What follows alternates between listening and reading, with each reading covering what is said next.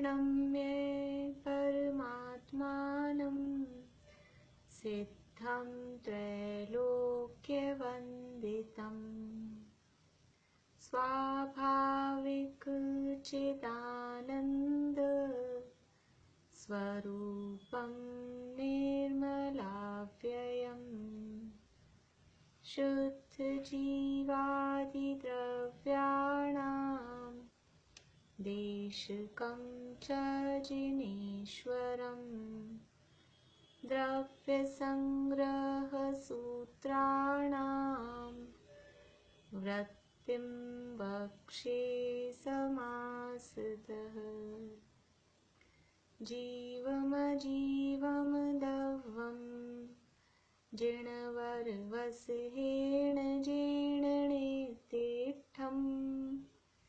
देविन्दविन्दवन्दं वन्दे तं सर्वदा शिरसा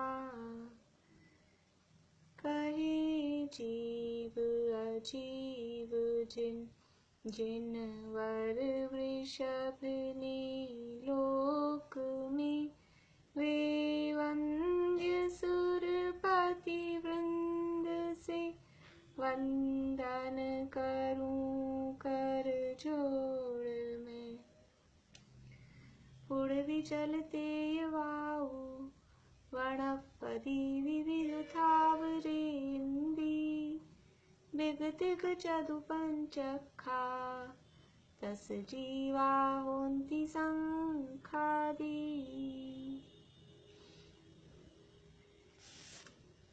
गाथाएं सुनाएंगे कोई आगे 28 से। चलिए निशांति बोलिए आप।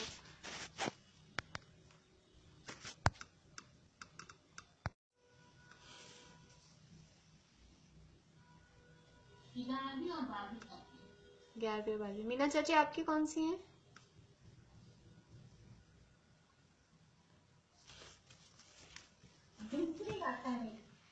तो पहले मीना चाची आप बोलिए, फिर 11वीं 12वीं सुन लेंगे।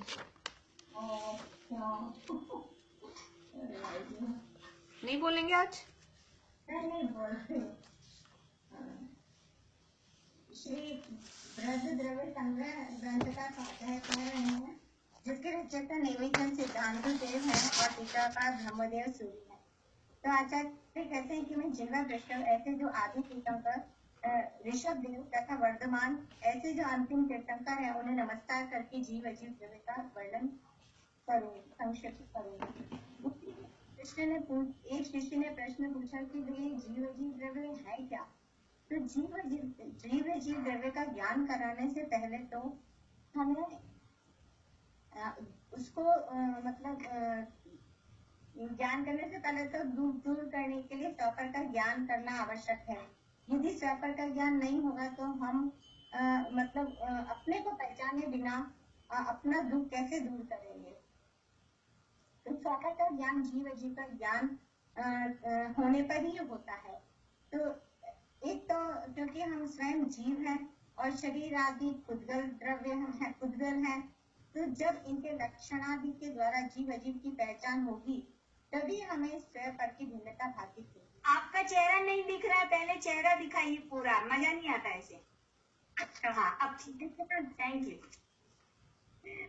तो जीव अजीव का उन्होंने उसका ज्ञान करना आवश्यक है। तो फिर उन्होंने सबसे पहले जीव द्रव्य का बताया। जीव अजीव का द्रव्य का स्वरूप जो है 9 अधिकारों के द्वारा बताया। अधिकार शब्द का क्या अर्थ है? इसके 2 पॉइंट्स हैं, एक तो चैप्टर या बिंदु, दूसरा होता है हक या राइट्स। जैसे संविधान में हमारे अधिकार होते हैं, अध्यात्म में भी जीव के स्वरूप को समझाने के लिए उन्होंने 9 अधिकारों के द्वारा एक गाथा बताई। जीवो गमो अमुत्तिकर्ता स्वदेह परिमाणो भूता संसारथो सिद्धो सोड गई। अब ये 9 अधिकार देखते हैं। पहला है कि जो जीता है, दूसरा उपयोग में है, तीसरा अमूर्तिक है, चौथा कर्ता है, पांचवा स्वदेह प्रमाण है, छठा भोक्ता है, सातवां संसार में स्थित है, 8 प्रभाव वाला है। तो जीव के 9 अधिकारों को समझने के लिए जिनवाणी की पद्धति को भी समझना आवश्यक है। तो यहाँ पर शास्त्रों में जो है अर्थ 5 प्रकार से करे गए। एक तो शब्दार्थ, दूसरा नयार्थ, तीसरा मतार्थ, चौथा आगमार्थ और पांचवा शब्दार्थ वो भावार्थ। शब्दार्थ मतलब शब्दों के अर्थ किस तरह से किए जाते हैं, और नयार्थ मतलब व्यवहार में से क्या है, निश्चय में से क्या कहा गया है वह। और वास्तव में तो 2 नयों के आश्रय से ही सर्वस्व को कहने की जिन भगवंतों की वाणी की पद्धति है। भगवान का नया कथन कभी भी एक न्यासिक नहीं होता। ऐसी 2 न्यासिक जो व्याख्या है वो सम्यक ज्ञान रूपी निर्मल ज्योति की जन्मी है। मतार्थ अन्य मत वाले या दूसरे धर्म दर्शन वालों ने ये बात कैसे कही है। और फिर है आगमार्थ। आगम में ये बात कहाँ से कही है, जिनवाणी में ये बात कहाँ से आई है, और भावार्थ कहने का आशय क्या है। अब इस प्रकार 5 प्रकार से जो अर्थ किए हैं इसके द्वारा हम जीव के स्वरूप को देखते हैं।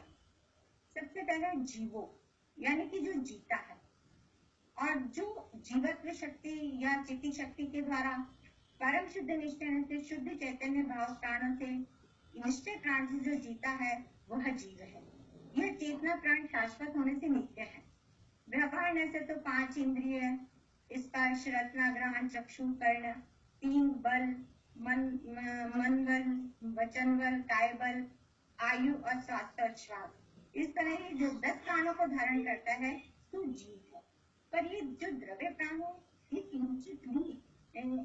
किंचित मात्र भी आत्मा का स्वरूप नहीं है, क्योंकि ये सब उज्जवल द्रव्य से बने हुए हैं। मतार्थ में देखते हैं कि चार्वक मत वाले तो जीव को ही मानते हैं। दूसरा पॉइंट है उपयोग लक्षण चैतन्य का अनुसरण करने वाले जो ज्ञान दर्शन के व्यापार को उपयोग कहते हैं। और निश्चय में से तो कर्मोपाधि शुद्ध द्रव्यात्मिक में से जो केवल ज्ञान दर्शन उपयोग में है, और व्यवहार में से उच्चरित सद्भुत व्यवहार में से संरक्षण ज्ञान दर्शन रूप उपयोग में है। और न्याय का वैशेषिक मत वाले तो ज्ञान और जीव में ही भेद मानते हैं। तीसरा पॉइंट है अमूर्तिक। अमूर्तिक शब्द का अर्थ है जो स्पर्श आदि से रहित है। निश्चय से तो जीव में 5 वर्ण, 5 रस, 2 गंध, 8 स्पर्श आदि नहीं, अतः जीव अमूर्तिक है। और जैसे कि ये 5 ये रस 5, वर्ण 5, गंध 2, स्पर्श 8, इस तरह से ये 20 पर्याय जो है वो बुद्धिबल द्रव्य की ही है। और व्यवहार की अपेक्षा से तो हम देखते हैं कि कर्म बंध होने से जीव मूर्तिक ही है। और भट्ट और चार्वक मत वाले तो जीव को मूर्तिक मानते हैं। चौथा पॉइंट है कर्ता। कर्ता शब्द का अर्थ है कर्मों को करने वाला। अशुद्ध निश्चय से तो जो है चेतन कर्मों का करता है, और शुद्ध ने से शुद्ध भावों का करता है। और व्यवहार में से हम देखते हैं कि ज्ञान वर्ण आदि द्रव्य कर्म और पुद्गल आदि जो शरीर आदि जो पुद्गल है उनको 9 कर्म का करता है। मतार्थ सांख्य मत वाले तो जीव को कर्म या जो होते हैं कर्म का सर्वथा अकर्ता ही मानते हैं। अब है 5वां पॉइंट स्वधेय। स्वधेय मतलब शरीर प्रमाण। तो निश्चय से तो लोकाकाश प्रमाण असंख्यात प्रदेशी है। और निश्चय से तो ये हो गया। व्यवहार से देखते हैं कि समुद्र के अतिरिक्त यह जीव व्यवहार की अपेक्षा से संकोच विस्तार के कारण जो है अपने खुद के बड़े शरीर प्रमाण कहता है। जैसे कि हाथी के शरीर में हाथी प्रमाण, चींटी के शरीर में चींटी प्रमाण रहता है, ऐसा जानना चाहिए। और न्यायिक, मीमांसक और सांख्य मत वाले तो जीव को अनुमात्र या सर्वव्यापक मानते हैं। अब है 6वां पॉइंट, इसका है भोक्ता, मतलब कर्मों के फल को भोगने वाला। यहाँ निश्चय लेके 2 अर्थ किए जाए, एक तो अशुद्ध निश्चय है और एक शुद्ध निश्चय है। तो जीव जो होता है, जो जीव है वो अशुद्ध निश्चय से तो हर्ष विषाद रूप सुख दुख का भोगता है। और शुद्ध निश्चय है अविनाशी अनंत ज्ञानादि जो सुखादि है उनका भोक्ता है। और एक ही है शाश्वत शुद्ध निश्चय से तो ये अनंत जो ज्ञानादि गुण है उनका अंशतः ही भोगता है। और व्यवहार से उच्चरित सद्बुद्ध व्यवहार से ये हर्ष विषाद रूप के सुख दुख का भोगता है। और अनुच्चरित सद्बुद्ध व्यवहार से ये सात द्रव्य कर्म के उदय को भोगता है। अब बौद्ध मत वाले कर्ता फल का भोगता ही नहीं मानते हैं। अब सातवां पॉइंट है संसार अस्त। संसार अस्त मतलब कि संसार में रहने वाला। परम शुद्ध निश्चय से तो सभी जीव शुद्ध है, निसंसारी है। और अशुद्ध निश्चय से गुण स्थान मार्गना स्थान होने से संसारी है। अब संसारी विशेषण जो होता है कि अन्य जीवों से भिन्न बताने के लिए किया जाता है। यदि असंसारी सिद्ध जीव ना हो तो जीवों की संसारी अवस्था ही साबित नहीं होगी। और सदाशिव मृत्यु वाले तो होते हैं वो जीव को सदा मुक्ति ही मानते हैं। आठवां पॉइंट है सिद्ध। समस्त कर्मों से रहित वो सिद्ध है। निश्चय से देखते हैं कि सिद्ध स्वभावी होने से सिद्ध है। और व्यवहार से कर्मों के कारण असिद्ध मतलब सिद्ध नहीं है। भट्टाचार्य मत वाले तो जीव को मुक्त होना ही नहीं मानते। अब नवा पॉइंट है ऊर्ध विश्व छोड़ गई मतलब ऊर्ध्वगमन स्वभाव वाला। निश्चय से केवल ज्ञान आदि जो अनंत गुणों की प्राप्ति जिसका लक्षण है तो ऐसा जो विस्तृत स्वभाव से ऊर्ध्वगमन स्वभाव वाला है। तो ऊर्ध्वगमन स्वभाव के लिए 4 पॉइंट दिए जैसे कि कल सुधा बहन जी ने भी बताया था। पूर्व प्रयोग, शंका अभाव, बंधन का छूटना और ऊर्ध्वगमन स्वभाव।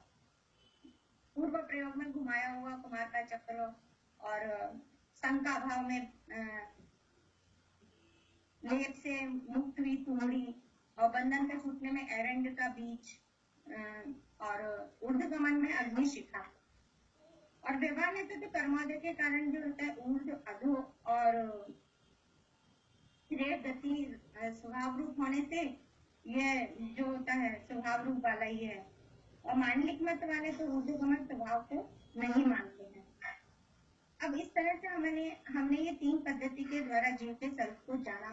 अब चौथा पॉइंट है आगमार्थ। आगमार्थ में आत्मा से अनादि से ये बंधा हुआ है इत्यादि। भावार्थ में हम देखते हैं कि शुद्ध न्याय के द्वारा जो प्रतिपादित जीव का स्वरूप है वो तो स्वरूप उपादेय है और अन्य सभी जीव है। और वास्तव में तो यह सब जीव को बताने की जो है वो स्थितियां हैं।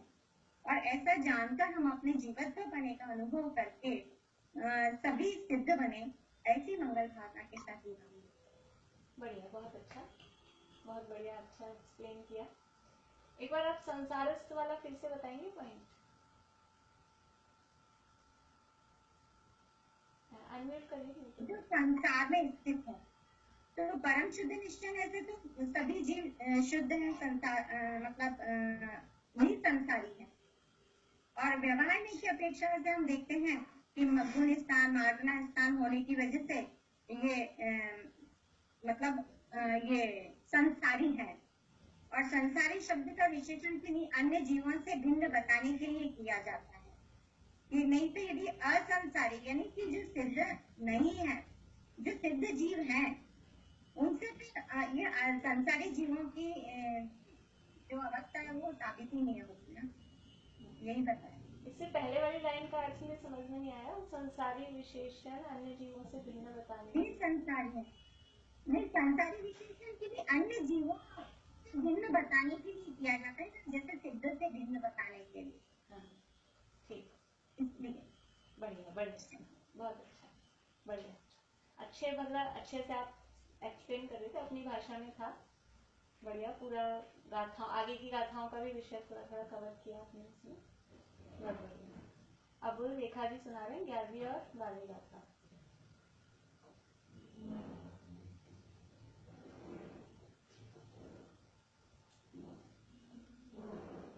अनम्यूट करिए, अनम्यूट करिए।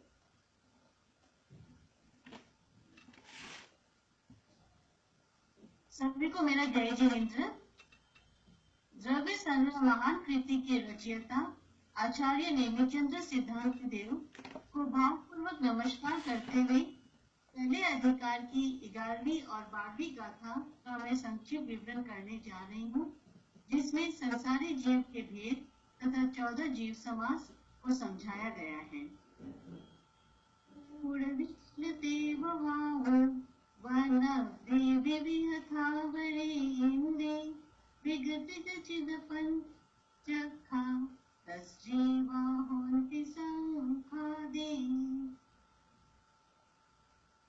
संसारी जीव पृथ्वी, जल, अग्नि, वायु और वनस्पति के भेद से अनेक प्रकार स्थावर एक इंद्रिय है, शंख आदि द्विइंद्रिय, चींटी आदि त्रिइंद्रिय, घोड़ा आदि चतुरिंद्रिय और मनुष्य आदि पंचेंद्रिय जीव प्लस जीव है। जीव के दो भेद हैं, स्थावर और त्रस। स्थावर जिनकी मात्र एक स्पर्श इंद्रिय है उसे स्थावर कहते हैं। एक इंद्रिय जीव के 5 भेद होते हैं, पृथ्वी कायिक, जल कायिक, अग्नि कायिक, वायु कायिक और वनस्पति कायिक, और जिनके 2 या 2 से अधिक इंद्रियां होती हैं उन्हें त्रस जीव कहते हैं। और छद्मस जीव अति इंद्रिय अमूर्त निज परमात्म स्वभाव की अनुभूति से उत्पन्न सुख रूपी अमृत रस स्वभाव को प्राप्त न करता हुआ इंद्रिय सुख तुच्छ होने पर भी उसकी रक्षा है, उसमें आसक्त होकर एक इंद्रिय जीवों का घात करता है। उस जीव घात से रस और स्थावर नामकरण उपार्जित करता है, जिससे पृथ्वी आदि स्थावर और द्विइंद्रिय आदि रस होता है और संसार में रहता है, भ्रमण करता है, संसार में स्थित रहता है। सारांश, यहाँ हमें यह समझ में आया है कि त्रस और स्थावर में हमारी उत्पत्ति न हो, उसके लिए हमें उस परमात्मा में भावना करना चाहिए।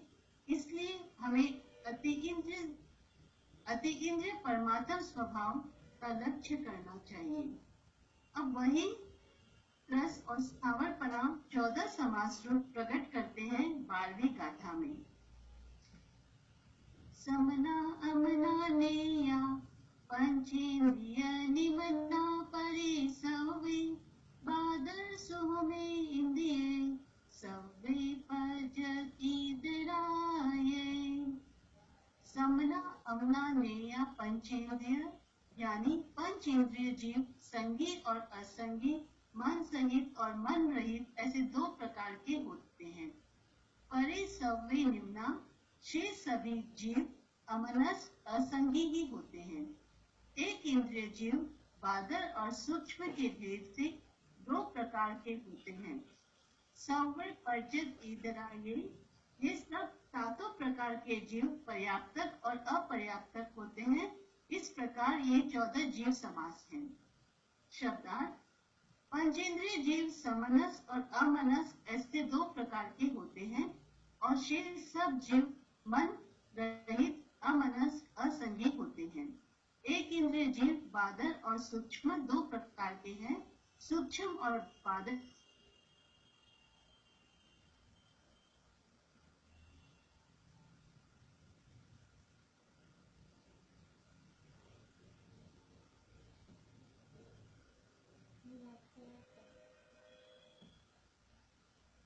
अपर्याप्त होते हैं।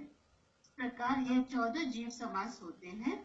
जैसे एक इंद्रिय बादर, इंद्रिय बादर अपर्याप्त, एक इंद्रिय सूक्ष्म पर्याप्तक, एक इंद्रिय सूक्ष्म पर्याप्तक, द्विइंद्रिय पर्याप्तक और अपर्याप्तक, 3 इंद्रिय पर्याप्तक और अपर्याप्तक, 4 इंद्रिय पर्याप्तक और अपर्याप्तक, असेनी पंचेंद्रिय पर्याप्तक और असेनी पंचेंद्रिय अपर्याप्तक, सेनी पंचेंद्रिय पर्याप्तक, सेनी पंचेंद्रिय अपर्याप्तक। पर्याप्ति नामकरण के उदय से सर्व पर्याप्तियां पूर्ण करने की शक्ति से संपूर्ण जीव को पर्याप्तक कहते हैं। जिनके शरीर पर्याप्तियां पूर्ण नहीं हुए हैं पर आगे पूर्ण अवश्य होगी, उसे निर्वती पर्याप्तक कहते हैं। जिनकी एक भी पर्याप्तियां पूर्ण नहीं होती वह लब्धि अपर्याप्तक कहलाते हैं। पर्याप्तियां 6 होती हैं, आहार, शरीर, इंद्रिय, श्वासोच्छ्वास, भाषा और मन। आहार पर्याप्ति।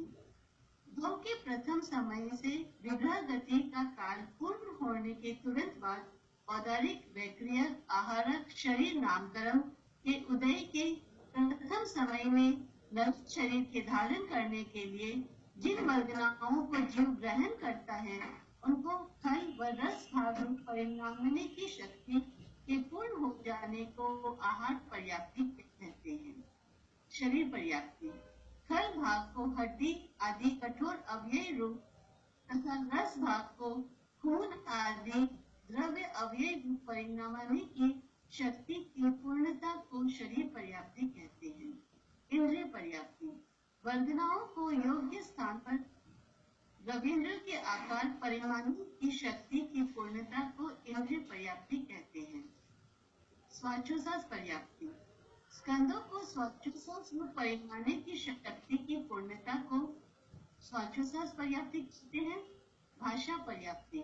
भाषा वर्गनाओं को वचन रूप परिणामने की शक्ति की पूर्णता को भाषा पर्याप्ति कहते हैं। मन पर्याप्ति। मनो वर्गनाओं को द्रव्य मन के आकार रूप परिणामने की शक्ति की पूर्णता को मन पर्याप्ति कहते हैं। यहाँ विशेष ध्यान देने योग्य यह बात है कि पर्याप्तियों का आरंभ तो युगपत होता है, किंतु उनकी पूर्णता क्रम से होती है। सामान्य की अपेक्षा सबका अंतर्मुहूर्त मात्र ही काल है। पर्याप्ति तो अंतर्मुहूर्त में पूर्ण हो जाती है, पर उनका यूज हम जीवन भर आता है। जीवों की पर्याप्ति गणना। एक इंद्रिय जीवों की 4 पर्याप्तियां होती हैं: आहार, शरीर, इंद्रिय और श्वासोच्छ्वास। विकृंद्रिय जीव व असंगी पंचेंद्रिय जीवों की मन पर्याप्ति को छोड़कर 5 पर्याप्तियां होती है। संगी पंचेंद्रिय जीवों की 6 पर्याप्तियां होती है: आहार, शरीर, इंद्रिय, श्वासोच्छ्वास, भाषा और मन पर्याप्ति। यह गाथा संसारी जीव का स्वरूप बतलाती है। इससे यह समझना चाहिए कि इंद्रिय, पर्याप्तियां और प्राण तो पुद्गल की पर्याय है और उसमें जो ज्ञान है वह जीव है।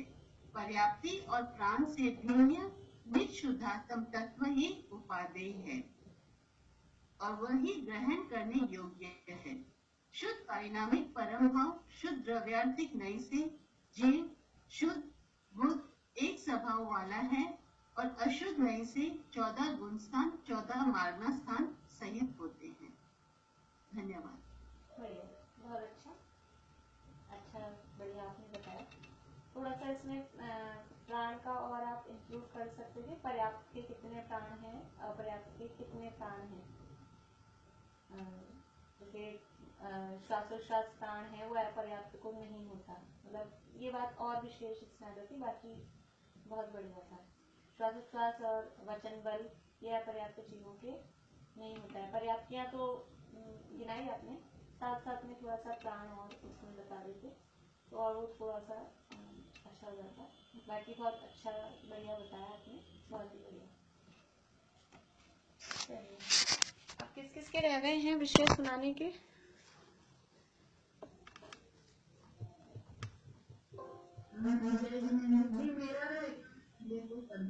हाँ, और हाँ, गाथा कौन सी आपकी?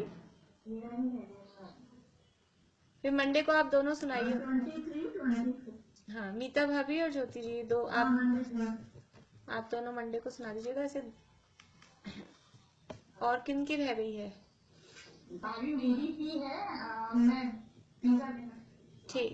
ठीक है।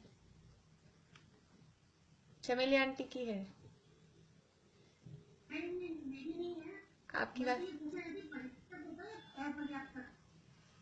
क्या पूछ रहे हैं, फिर से बोलिए। एक ही बात है, वो पर्याप्त भी बोल देते हैं, पर्याप्त तक भी बोल देते हैं। कोई खास बात नहीं। हाँ, वो दोनों को एक ही अर्थ है। कहीं क्या लगा देते हैं, कहीं नहीं। जैसे ज्ञानावरण या ज्ञानावरणी है, वो एक ही अर्थ में यूज आते हैं, वैसे ही है। आपको गाथा नहीं मिली क्या इस बार चमेली आंटी?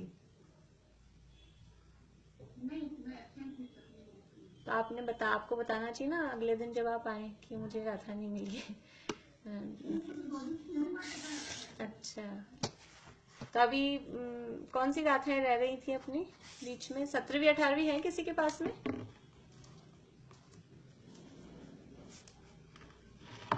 तो मुझे ध्यान भी नहीं है। आप तैयार कर लीजिए 17वीं 18वीं गाथा, ठीक है। चलिए आगे अपनी। हाँ, जब आप 5-6 दिन में, जैसे अभी तो सुना ही रहे हैं, 2-2 करके सुन लेंगे अपन, तब तक आप कर लीजिएगा लास्ट में।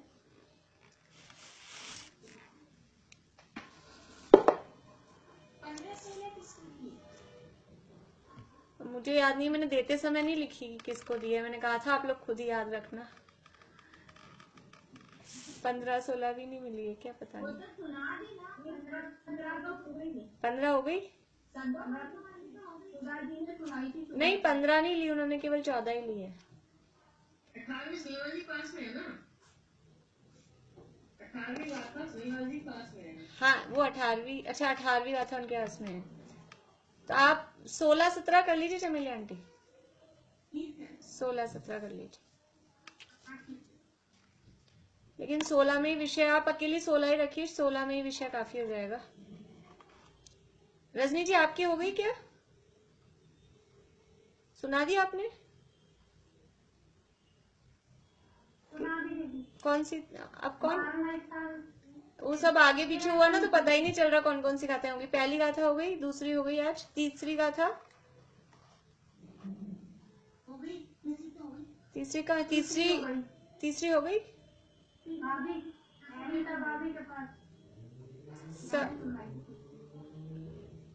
समझ ही नहीं आ रहा मुझे, किसकी थी तीसरी? सुनीता आंटी की? अच्छा, फिर चौथी, पांचवी, छठी आपके पास है, और फिर 7वीं 8वीं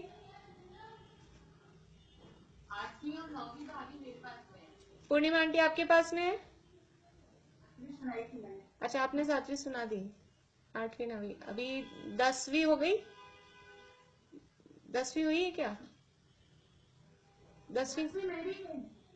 अच्छा ठीक है, और 11-12 भी हो गई है। 13वीं गाथा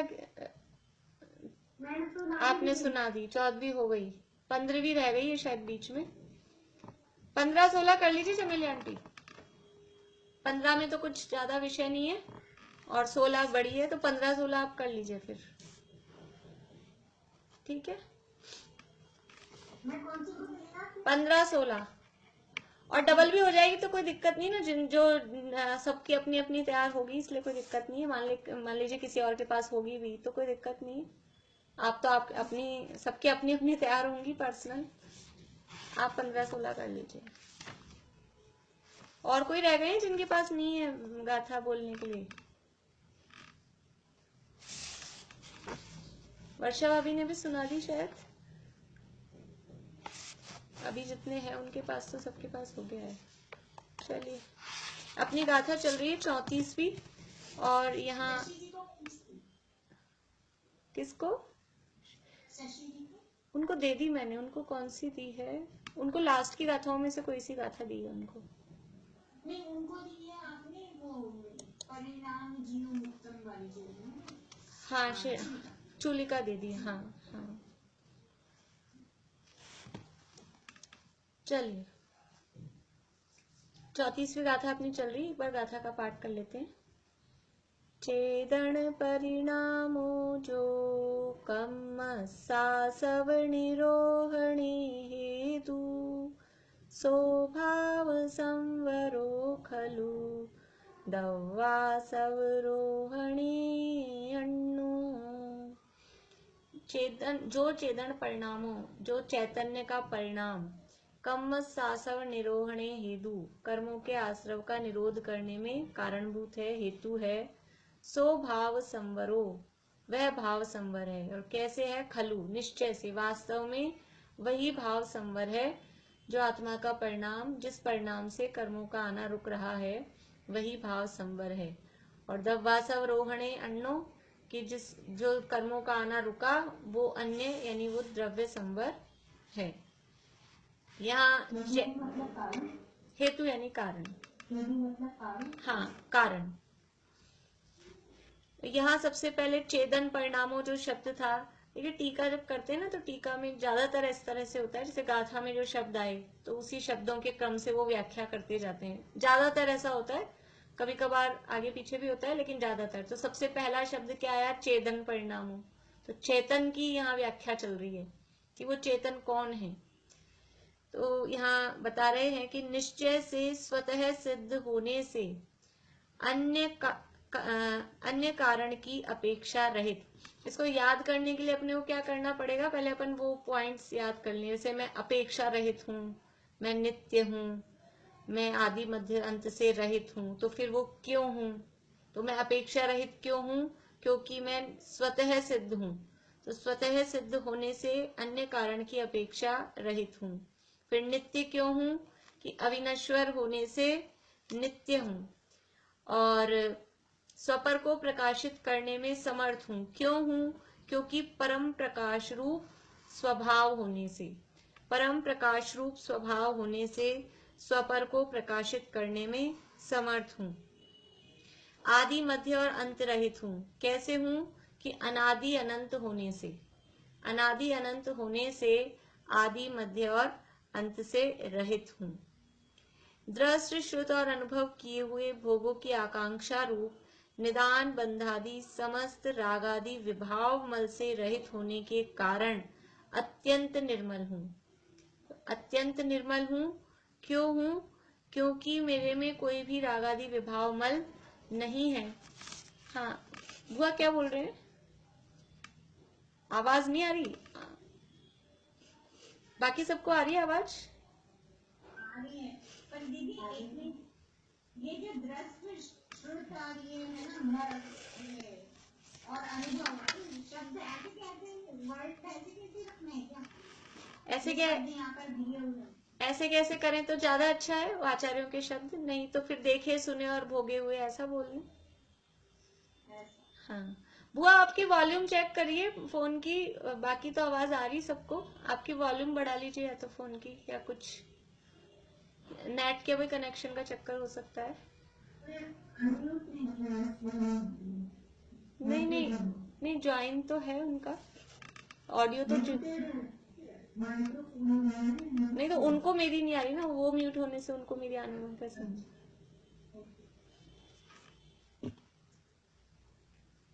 चलिए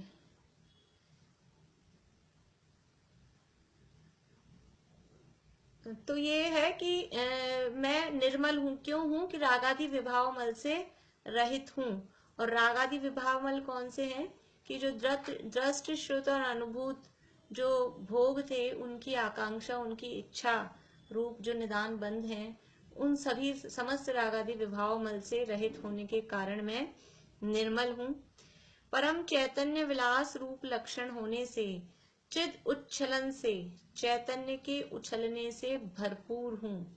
मैं चिद उच्छलन से भरपूर हूँ, मतलब इसको अब ये शब्दों में कि इसको बहुत फील करने वाली चीज है कि मैं भरपूर हूँ, कि जैसे भरा हुआ है, हमारे गिलास में दूध भरा हुआ है, और हमारे घर में घी भरा हुआ है, हमारे घर में धन भरा हुआ है। बोलिए आंटी।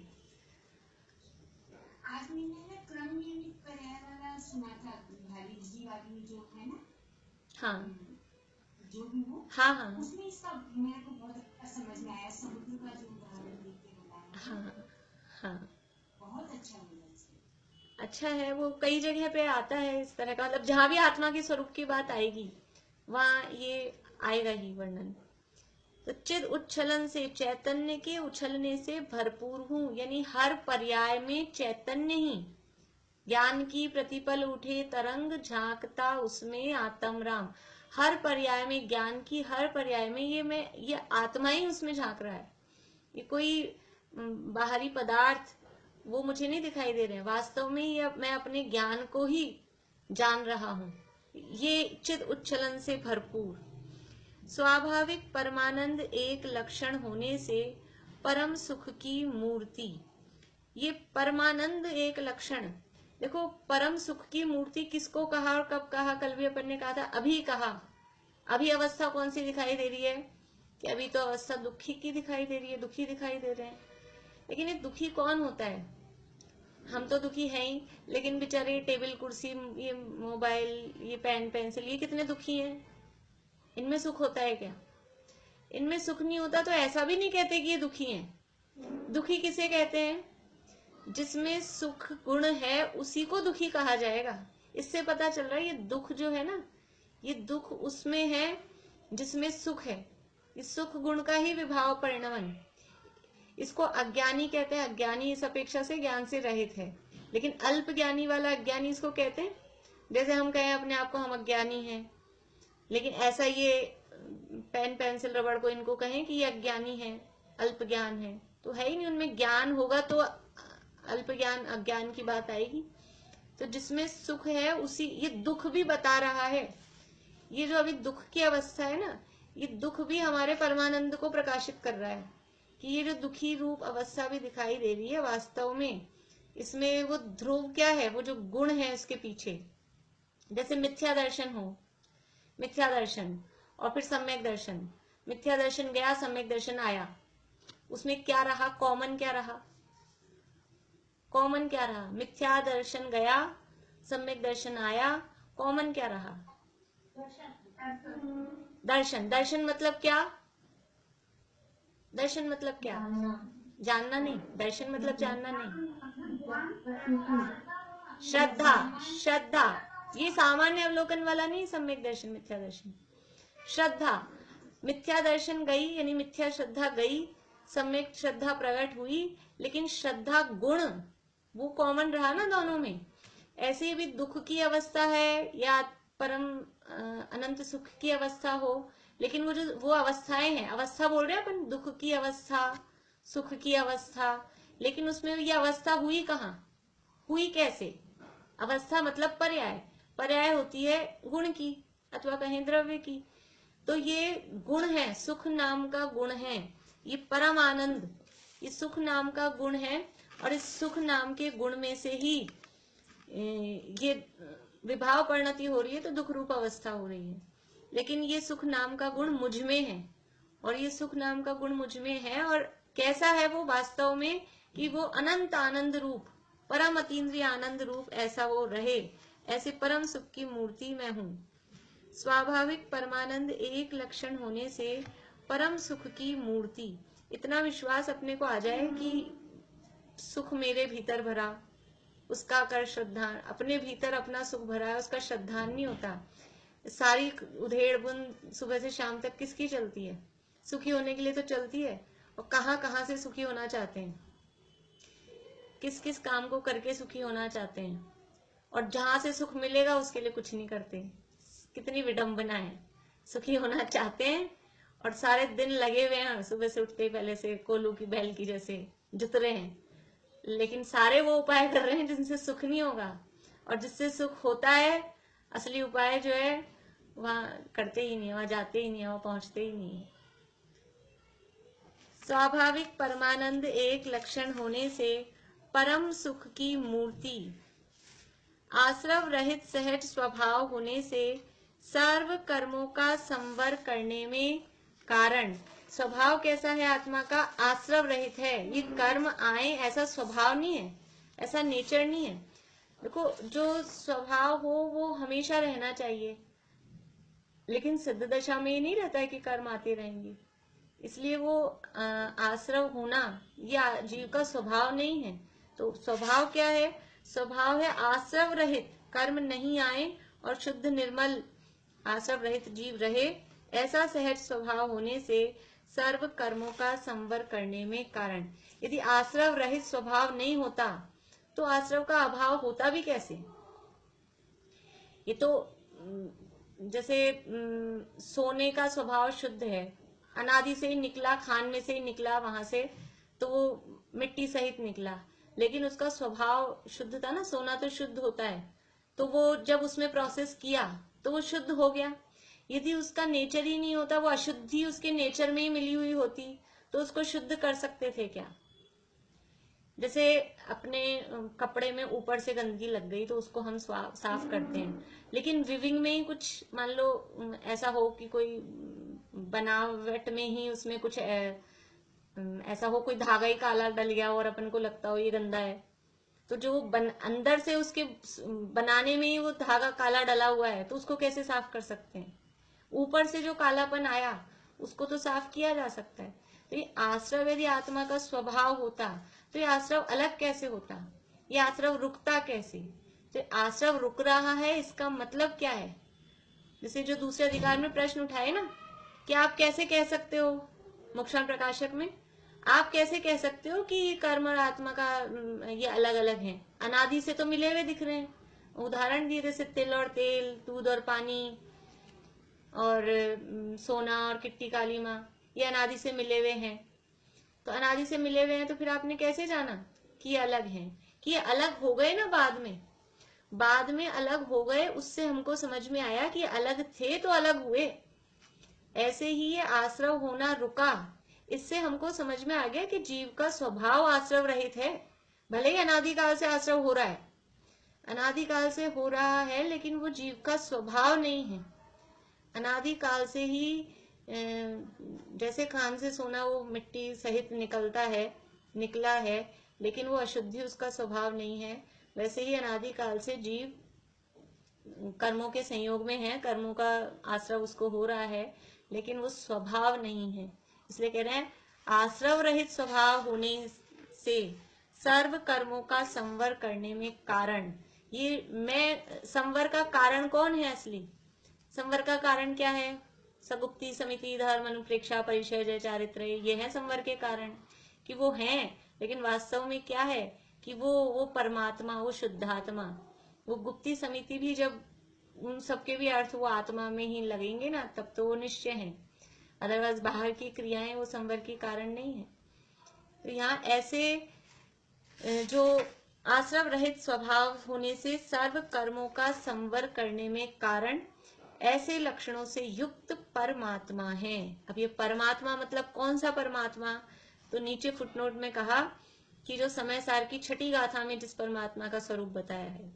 अभी समय सार की छठी गाथा कौन सी है? देखिए समय सार की छठी गाथा है, मैं अभी यहाँ तो नहीं ले पाई कंप्यूटर में, तो हाँ मैं आपको बोल के सुनाती हूँ। न विहोदिया पमत्तो न पमत्तो जान गोद जो भावो एवं भणन्ति शुद्धम णादो जो सोदुसो चेव।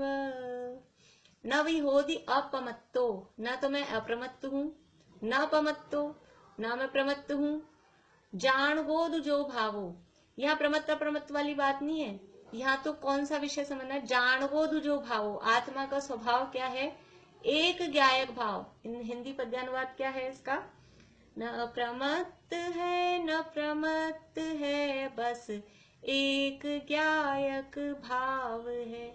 इस भांति कहते शुद्ध, पर जो ज्ञात वह तो वही है। शुद्धता बता रहे हैं, आत्मा शुद्ध है। कैसे है? कि न अप्रमत्त है न प्रमत्त है। टीका में व्याख्याएं की है, प्रमत्त अप्रमत्त कह के गुणस्थानों से पार बताया, क्योंकि 6 गुणस्थान प्रमत्त दशा के हैं, 7वें से ऊपर अप्रमत्त दशा के हैं। और एक अपेक्षा ये भी कहते हैं कि जैसे वो 6ठे 7वें गुणस्थान में रहते थे मुनिराज, तो कभी प्रमत्त होते हैं कभी अप्रमत्त होते हैं। तो कह रहे हैं ना मैं प्रमत्त हूं ना मैं अप्रमत्त हूं, तो क्या हूं? ये पर्यायों से पार, प्रमत्त अप्रमत्त कह के पर्यायों से पार। जो अपनी 13वीं गाथा थी ना, मगण गुण ठाणे ही है, वो 14 ही, यहाँ इतने से में वो 14 ही कह दिया प्रमत्त अप्रमत्त कह के। वो अशुद्ध ने ऐसे कहा है, पर सव्वे शुद्धाहु शुद्ध नया, वो ये है जाणगो दुजो भावो, ये जो एक ज्ञायक भाव, बस मैं कौन हूं कि मैं एक ज्ञायक भाव हूं। देखिए नीचे से यहाँ जो लिखा है, पढ़ते हैं एक बार फुटनोट। शुद्ध चैतन्य स्वरूप त्रिकाल ध्रुव ज्ञायक स्वभाव आत्मा, जो श्री समयसार गाथा 6 में कहा है, उसकी यह विस्तार में व्याख्या है। वहां जो एक ज्ञायक भाव कहा, कौन सा है ज्ञायक भाव? ये जाणगो दुजो भावो, कि ये जो ज्ञायक भाव है, मैं एक ज्ञायक भाव हूं। मैं ज्ञायक और गायक भाव। समय सार की छठी गाथा इसमें नहीं है, इसमें नहीं है। समय सार की छठी गाथा है। हाँ, बहुत अच्छी व्याख्या इसकी। जो टीका है, विशेष गाथाएं हैं कुछ, छठी, 7वीं, 13वीं, 49वीं, ये समय सार की विशिष्ट गाथाएं हैं। और विशेष इसमें जितना निकालो उतना निकलता ही जाता है, मतलब हर बार कुछ ना कुछ नया, इस तरह की व्याख्याएं हैं। वह त्रिकाल शुद्ध स्वरूप सदा आश्रय करने योग्य होने से सर्व प्रकार से उपादेय है। वो कैसा है मेरा स्वरूप कि एक गायक भाव हूं। गायक भाव हूं का मतलब है कि किसी भी तरह का कर्तृत्व मुझ में नहीं है। गायक कहते ही उसे हैं, गायक अकर्ता होता है। गायक जानने वाला मतलब करने वाला नहीं। तो ये सबसे बड़ा सिर का बोझा तो यही है हमारे ऊपर, ये करना, ये करना, ये करना। और एक गायक भाव कह दिया तो सारा बोझा उतार के एक साइड में रख दिया, उतार के, कि मैं एक गायक भाव हूं। और कैसा है वो स्वरूप कि उसको एवं भणंती शुद्धम, उसको कहते हैं इस प्रकार से शुद्ध। एवं भणंती यानी कहते हैं शुद्धम, उसको शुद्ध। लेकिन वास्तव में मैं हूं क्या? णादो जोसो दुसो चेवे, पर वो तो ज्ञात, वो तो वही है। अभी आप कुछ भी कहो, घी कैसा होता है कि ऐसा होता है, ऐसा होता है, ऐसा होता है, पर वास्तव में तो जो खाएगा उसी को स्वाद पता लगेगा। और वो तो ज्ञात, वह तो वही है, वो तो वही है। आपने वो चीज खाई क्या? आपने वो मिठाई खाई क्या? तो कैसी होती है कि अरे ऐसी होती है, ऐसी होती है, क्या बताएं, वो तो वैसी होती है, बस जैसी होती है। कैसे कहें? आत्मा का स्वरूप और आत्मा के अनुभव का आनंद कैसे बताया जाए कि वो तो ज्ञात, वो तो वही है। उसको जानो अपने अनुभव में, तभी पता लगेगा कि वास्तव में उसका स्वरूप क्या है। उसको शब्दों में कहो किस तरह से प्रमत्त नहीं है, अप्रमत्त नहीं है, ऐसे शुद्ध है, वो सब कहो, वो शब्दों में कहने की बात है। पर वास्तव में वो गायक भाव तो जब अनुभव करेंगे, अनुभव में जब आएगा, तभी वो तो जो है वो वही है। वही अनुभव में ही समझ में आएगा कि वो क्या है, कि ये है। बहुत सारी चीजें ऐसे होती है ना कि क्या है, अपने को तो शब्दों में नहीं कह सकते। कैसा स्वाद है, कुछ अपन ने आज एक्सपेरिमेंट किया और कुछ बनाया, अभी किसके जैसा लग रहा है कि ना इसके जैसा लग रहा है ना, अभी खा के देख लो, ये जो है वही है, बस ऐसा। तो वो ज्ञात वह तो वही है जो गायक रूप से ज्ञात हो रहा है। शुद्धात्मा कैसा है? गायक रूप से ज्ञात होता है। गायक रूप से यानी मैं जानने वाला हूं। देखो, आत्मा ही ज्ञान जानने वाला है, ज्ञान भी है, ज्ञाता भी है, ज्ञेय भी है। लेकिन फिर भी यहाँ गायक पने को मुख्य किया। ज्ञेय में तो दूसरे समझ लो पदार्थ भी आते हैं। यद्यपि स्वज्ञेय है, आत्मा ज्ञेय भी है, लेकिन यहाँ गायक भाव को मुख्य किया। जानना, मैं जानने वाला हूँ, और जानने वाला हूँ ये कहकर ज्ञान गुण की तो मुख्यता की ही, और वो निश्चिंतता, निर्भरता इस गायक भाव से आती है। इसलिए एक गायक भाव हूं, ऐसा यहाँ कहा है। और अभी आगे नीचे फुटनोट में भी है, और थोड़ी सी बात इस छठी गाथा की कुछ होगी, अपन करेंगे। अभी समय हो गया, कल देखेंगे, फिर कल तो संडे है, परसों करेंगे फिर। ये यानी शुद्धात्मा का स्वरूप यहाँ बताया जा रहा है। ये इसके माध्यम से ये जो हमारे स्वाध्याय का उद्देश्य है, जो लक्ष्य है, वो इसके माध्यम से हम प्राप्त कर लें, उसके लिए यहाँ पर ये दिया गया है। और कैसे ना कैसे करके हम इस स्वरूप को प्राप्त करें, यही मंगल भावना है। जय श्री इंद्र।